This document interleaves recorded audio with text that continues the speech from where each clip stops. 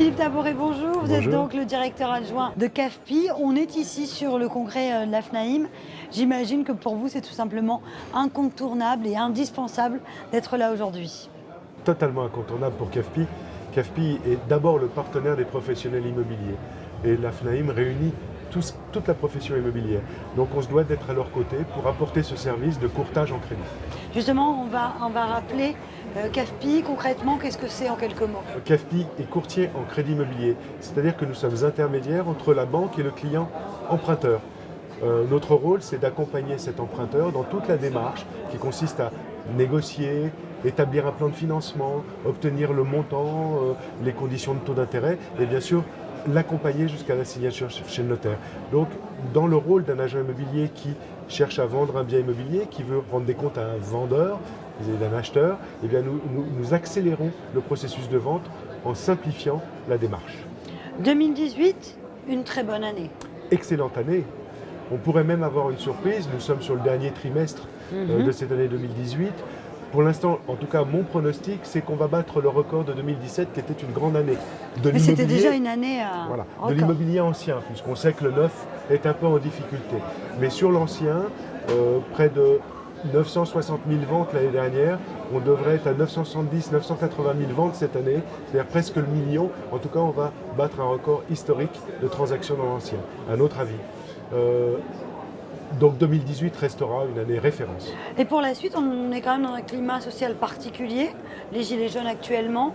Ce fameux prélèvement à la source, on a l'impression quand même que les Français sont inquiets. Est-ce que vous n'avez pas peur que ça freine un petit peu le nombre de transactions finalement? Pour 2019, ça risque d'être un peu plus compliqué. Déjà en 2018, j'étais très inquiet de la perte des aides à l'accession. Il y avait eu tout un tas de réformes budgétaires qui avaient vraiment mis à mal, le prêt à taux zéro avait été recentré, perte de l'APL, qui avait mis à mal les excédents à la propriété et principalement les primo-accédants qui sont le moteur du marché, ceux qui font la dynamique d'un marché. Et en définitive, ils ont toujours été présents cette année. Pourquoi? Parce qu'on a eu des taux historiquement bas qui sont restés très bas et des banques vraiment qui ont aidé au financement de l'accession, oui. avec des allongements de durée, etc. Tout un tas de facteurs qui ont permis de réaliser le rêve, je crois, des jeunes, de devenir propriétaires pour tout un tas de raisons, sécurisation de l'avenir, de toute façon payer un loyer c'est à perte, donc autant devenir propriétaire. Cette année 2019 s'annonce mal, simplement parce que les prix sont à leur maximum dans l'ancien, les prix sont tendus, toujours pas d'aide et on craint même des contraintes budgétaires complémentaires en ce début d'année. Je suis très vigilant à ça et on ira se battre s'il faut se battre. Mais c'est surtout qu'effectivement on a deux facteurs, il y a deux éléments, deux points qui risquent de durcir le marché. Le premier, c'est ce que vous venez de dire, la confiance. Un élément moteur de l'achat immobilier, quand je suis jeune et que je veux devenir propriétaire, je me projette dans 20 ans, 30 ans. Et il faut pour ça avoir confiance dans l'avenir.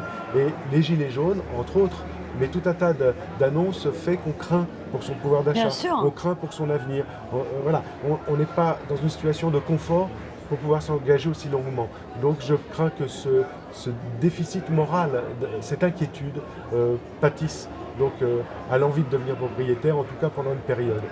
Et le deuxième élément, qui est peut-être encore plus à craindre, c'est la remontée des taux d'intérêt. La remontée des taux d'intérêt que tout le monde prévoit pour cette année 2019, peut-être deuxième semestre, mais on voit des tensions sur les marchés, la croissance, l'inflation, la politique des banques centrales européennes essentiellement fait qu'on risquerait d'avoir une remontée des taux.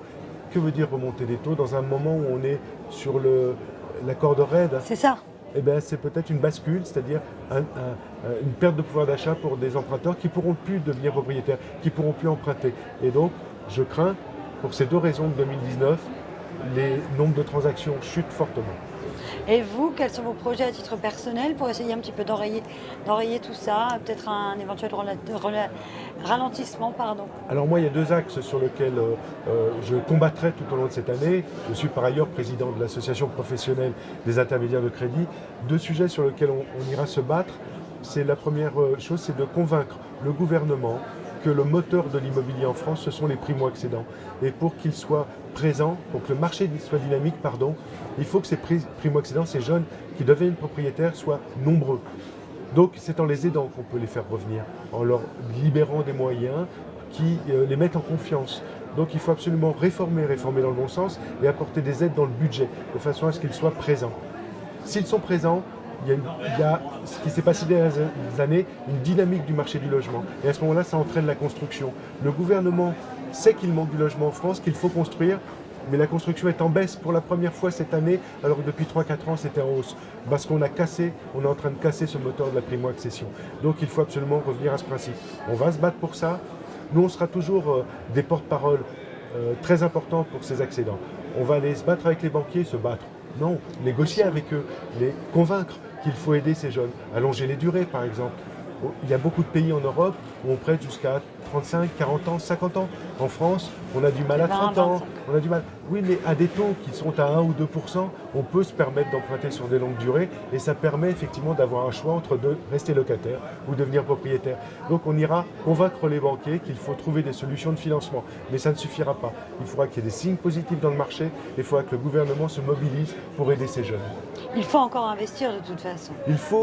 La pierre reste le meilleur investissement, soit pour sa résidence principale, je garantis ma retraite, j'aurai quelque chose qui m'appartient à moi, voilà, pour l'avenir c'est important, pour ses enfants c'est important, ou en tant qu'investisseur, puisqu'aujourd'hui quel est le placement qui garantit cette sécurité avec un taux de rendement malgré tout qui est intéressant, même s'il n'est pas très élevé par rapport à l'inflation, il est très important. Voilà, donc investisseurs et accédant à la propriété, il faut absolument les motiver à investir dans la pierre. Philippe Tabouret, merci beaucoup. Merci beaucoup. Excellente journée à vous. Merci à vous.